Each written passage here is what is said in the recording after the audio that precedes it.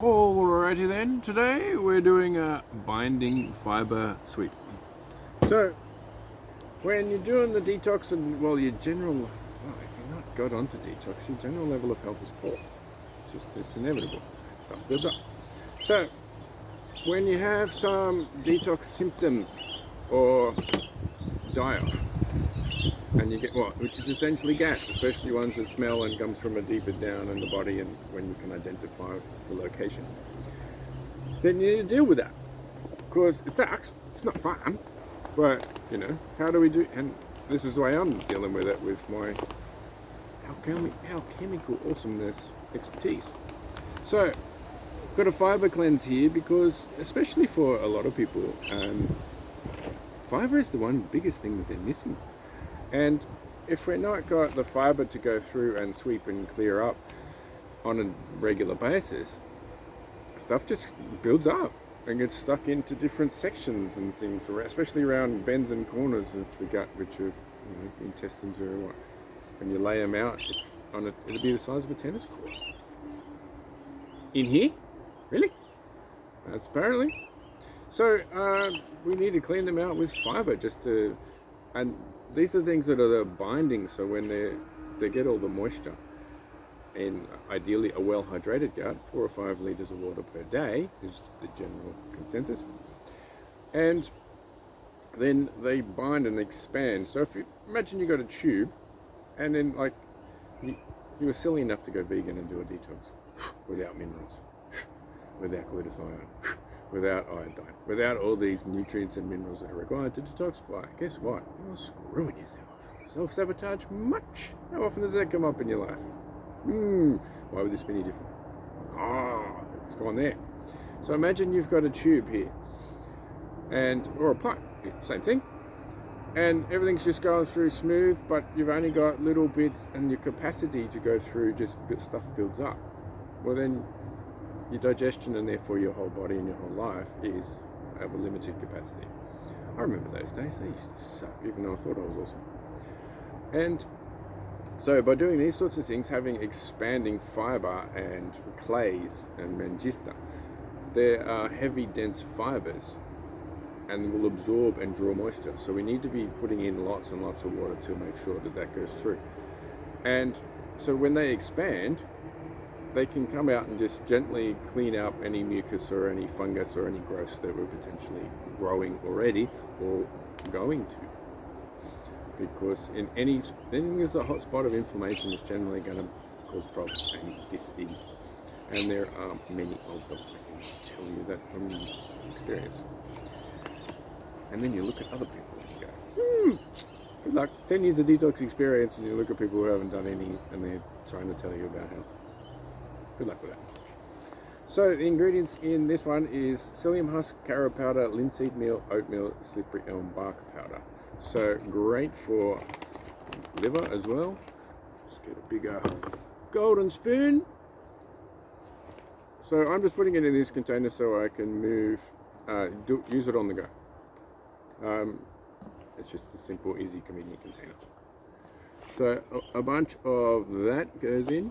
So, and ideally what you want to do is separate it from your meals and your supplements and the herbs and things that you're doing, because this is going to bind them and essentially draw out both toxins and whatever's released in the gut when you detox. So ideally 2 hours separate from meals and from supplements and things, however you can manage that. I said sometimes I forget.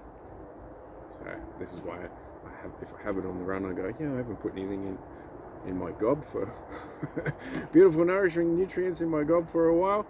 So then I go for this one with lots of water, and ideally if you can manage it with movement as well, because that'll physically manufacture and maneuver it through, which is always a winner. Because sometimes when and hopefully you are looking at your excretions, because it's a great diagnosis tool. If something comes out and there is ideals and stuff, but it's what's going on in your body, so we have to accept the situation at hand in the present moment. Otherwise, we're just getting into our stuff and creating stories. Doesn't help. So quite often when I do these sorts of things, then I will find that I get a lot of stringy bits of mucus and fungus and things come out because it's had something to collect it with. So this is one of my favorites, generally Ayurvedic organic Mangista. And as you can see, it's a root, so therefore it's very grounding, and also it's highly red. It's a very red color, and so as a result it's fantastic for cleaning the blood.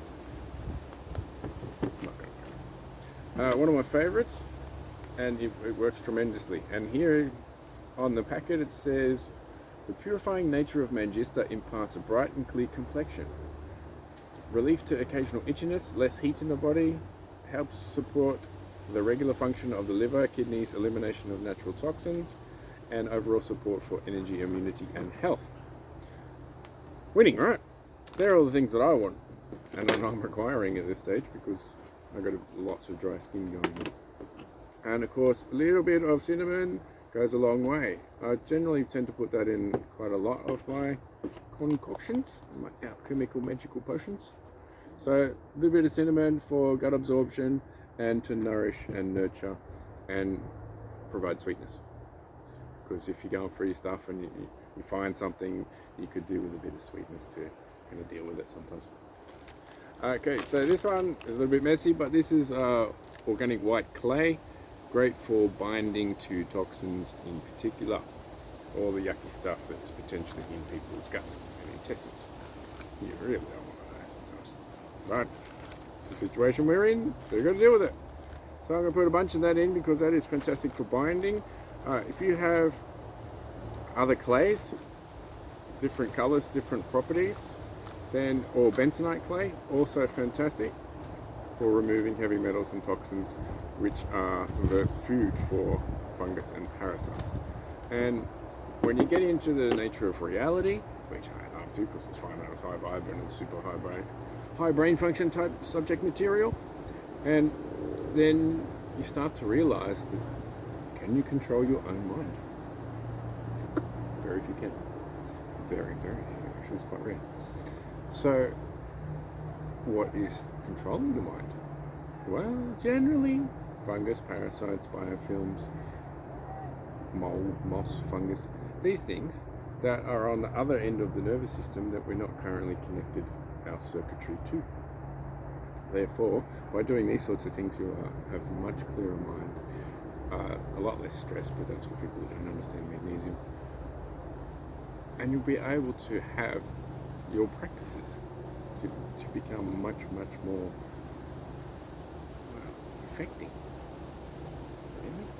Because once you've got stillness and you understand yourself, then you can understand what's the best move for me to make.